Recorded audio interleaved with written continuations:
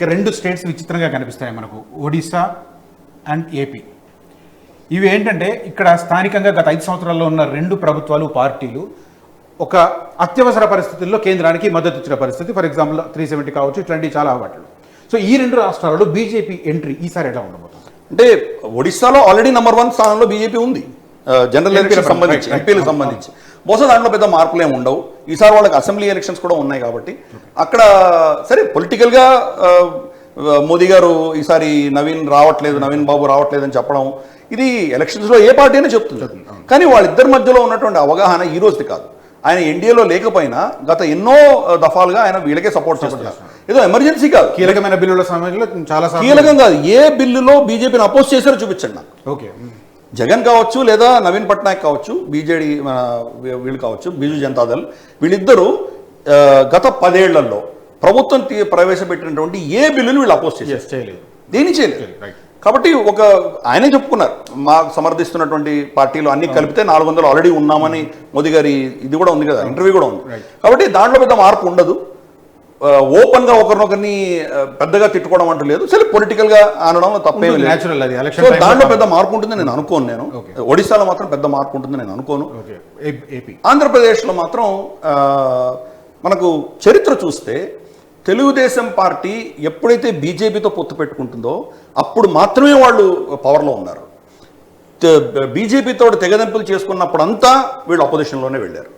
అంటే ఏదో బీజేపీ వాళ్ళకి ఓట్ షేర్ ఇస్తుందనో, ఎందుకంటే టీడీపీని సమర్థిస్తున్నటువంటి విశ్లేషకులు, వాళ్ళ సమర్థకులు వాళ్ళందరూ ఏం చెప్తారంటే బీజేపీ ఏముంది, వీళ్ళకి ఏం లేదు, ఓట్ లేదు, టీడీపీ మేమే ఇస్తున్నాం సీట్లను వీళ్ళు చెప్పుకుంటారు. కానీ చరిత్ర చూడండి మీరు, బీజేపీతో మీరు ఎప్పుడెప్పుడు తెగదెంపులు చేసుకుందో టీడీపీ, అప్పుడు వాళ్ళు పవర్ కోల్పోయారు. ఆ మార్జిన్ తో పోతుంది, కరెక్ట్, కోల్పోతున్నారు వాళ్ళు. మార్జినా కాదా? ఇప్పుడు ఫర్ ఇన్స్టెన్స్ 23 సీట్లే వచ్చాయి లాస్ట్ టైం. బీజేపీకి ఎన్ని ఓట్లు వచ్చాయి? బీజేపీకి ఓట్లు వచ్చాయా లేదా తెలియదు, కానీ బీజేపీతో తెగదంపులు చేసుకుంటే మాత్రం టీడీపీ పవర్లోకి రాదు అని స్పష్టంగా ఉన్నది పరిస్థితి. టీడీపీ నిజంగా బీజేపీ వాళ్ళని నమ్మచ్చా లేదా అనేది పెద్ద ప్రశ్న. గతంలో ఉన్నటువంటి వాజ్పేయి గారి హయాంలో ఉన్నటువంటి కూటమిలు వేరే, మోదీ గారు వచ్చిన తర్వాత కూటమి వేరే. మోదీ గారికి వ్యతిరేకంగా నో కాన్ఫిడెన్స్ మోషన్ తీసుకొచ్చింది ఏకైక పార్టీ టీడీపీ. కాబట్టి అంత సులభంగా మోదీ గారు దాన్ని మర్చిపోయేటువంటి పరిస్థితి లేదు. ఇప్పుడు లాస్ట్ మినిట్ దాకా ఒప్పందం చేసుకోకపోవడం మనం చూస్తున్నాం. ఎల్లో మీడియా ఫర్ ఇన్స్టెన్స్ ఈయన చంద్రబాబు గారు వెళ్ళారు, కూటమి అనౌన్స్ అయిపోతుంది అంటూ గత 3 ఏళ్లుగా వాళ్ళు ప్రచారం చేస్తూనే ఉన్నారు. ఇన్ఫాక్ట్ ఈవెన్ కరోనా అప్పుడు కూడా చంద్రబాబు నాయుడు గారి స్పీచ్లు అన్ని కూడా మోదీ గారిని సమర్థించాలి, ఇవన్నీ మనం చూసాం. డెస్పరేట్గా ఉన్నారు వాళ్ళు బీజేపీతో అలయన్స్ కోసం. బీజేపీతో అలయన్స్ ఇప్పుడు వచ్చింది కాబట్టి చంద్రబాబు నాయుడు ప్రభుత్వం వస్తుంది అని మనకు గ్రౌండ్ లెవెల్లో అర్థమవుతుంది. అది లేకపోతే కనుక బహుశా మళ్ళీ అది అంటే ఇట్లాంటి పొత్తుల సమయంలో ఓటు బ్యాంకు షిఫ్ట్ అవ్వడం అనేది చాలా కీలకం. టీడీపీ ఓట్ బ్యాంకు బీజేపీకి షిఫ్ట్ అవుతేనే ఇప్పుడు వాళ్ళు తీసుకున్న 6 సీట్లు ఛాన్స్ ఉంటుంది. అలాంటి పరిస్థితి ఏమన్నా ఉందా మనకు ఏపీలో? అది ప్రాబ్లం మనకు తప్పకుండా కనిపిస్తుంది గ్రౌండ్ లెవెల్లో. ఎందుకంటే 2 క్యాడర్స్ కూడాను ఈ అలయన్స్ మీద వాళ్ళకి పెద్దగా అక్కడ స్పందన లేదు. టీడీపీ క్యాడర్ ఏమనుకుంటున్నారంటే, అంటే గత 4-5 ఏళ్లుగా అక్కడ ఒక విధమైనటువంటి విషపూరితమైనటువంటి వాతావరణం బీజేపీకి వ్యతిరేకంగా తయారు చేశారు.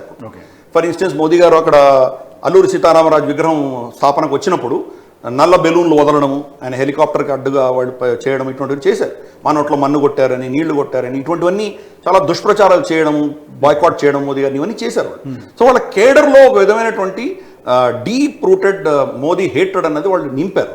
సడన్ గా మీరు మోదీ ఓటు ఏమంటే ఎలా షిఫ్ట్ అవుతుంది? అది ఏ పని కాదు కదా. మోదీ గారిని మీరు ఎలా దూషిస్తారా అని చెప్పి బీజేపీ కేడర్లో కూడా టీడీపీ మీద వ్యతిరేకత ఉంది. అన్ఫార్చునేట్లీ బీజేపీ కూడా బలం లేదు కాబట్టి బయట నుంచి వచ్చినటువంటి లీడర్స్ ఎవరైతే ఆ పార్టీలో చేరారో దాంట్లో వర్గాలు ఉన్నాయి. ఒక వర్గం టీడీపీని సపోర్ట్ చేస్తున్న వర్గం ఒకటి ఉంది, ఒక వర్గం వైసీపీని సపోర్ట్ చేస్తున్న వర్గం ఉంది, ఇంకో వర్గం వీళ్ళిద్దరితో మనం దూరంగా ఉండాలి, మనం సపరేట్గా ఉండాలని ఒక వర్గం ఉన్నది. ఈ వీటిలో వాళ్ళు పాపం సతమతం అవుతున్నారు. మనకు ఆ పార్టీ నిజంగా బలం రావాలంటే దాని మీద ఫోకస్ పెట్టాలి. అన్ఫార్చునేట్లీ బీజేపీ గత 10 ఏళ్లలో ఆంధ్రప్రదేశ్ మీద పెట్టాల్సిన ఫోకస్ పెట్టలేదు. అంటే వాళ్ళ పార్టీ మీద నాకు అనిపిస్తున్నది. బహుశా అట్లీస్ట్ ఇప్పుడు వచ్చే 5 ఏళ్లలో చాలా సీరియస్ ఫోకస్ పెట్టాలి. అది పెట్టకపోతే మాత్రం చాలా కష్టం అవుతుంది. ఈ ఓట్ ట్రాన్స్ఫర్ అన్నది మాత్రం చాలా కష్టమైన విషయమే. నా ఎస్టిమేషన్ ప్రకారం బహుశా ఈ అలయన్స్ వాళ్ళిద్దరూ ఒప్పుకునే ముందర చంద్రబాబు నాయుడు గారికి బీజేపీ సీనియర్ నేతృత్వం స్పష్టంగా చెప్పింది, మీరు ఓట్ ట్రాన్స్ఫర్ చేసి చూపించాలి మాకు. ఓకే, అది మీరు చేయలేకపోతే కనుక ఈ అలయన్స్ అర్థమే లేదు. ఉపయోగం లేదు. అవును. ఎందుకంటే జగన్ గత 10 ఏళ్లుగా వీళ్ళకు రిలయబుల్ పార్ట్నర్గా ఉన్నారు. ఆయన అపోజిషన్లో ఉన్న లోక్సభ రాజ్యసభలో సపోర్ట్ చేశారు, ప్రభుత్వంలో ఉన్న లోక్సభ రాజ్యసభలో సపోర్ట్ చేశారు. కాబట్టి రిలయబిలిటీ ప్రకారం చూస్తే కనుక జగన్ వీళ్ళకి మోర్ రిలయబుల్. చంద్రబాబు మరి రేపటి రోజు అక్కడ వీళ్ళకి సీట్లు తక్కువ వచ్చి ఇండియా ఇప్పుడు కాదు, యాక్చువల్గా 80s నుంచి టీడీపీ బీజేపీ పొత్తు కంటిన్యూ, ఒకసారి ఉంటున్నారు ఒకసారి పోతున్నారు. కానీ 19 ఇస్ అ డిఫరెంట్ పొజిషన్. ఈయన దూరం అవడంతో పాటు కాంగ్రెస్తో జత కట్టారు, అది ఇంకా డిఫరెంట్ గ్యాప్ పెంచింది రెండు పార్టీలు. రైట్, ఇక్కడ సార్ ఇప్పుడు అసలైన తొలి వెలుగు. ఫాలో వాట్సాప్ @తొలి వెలుగు అఫీషియల్.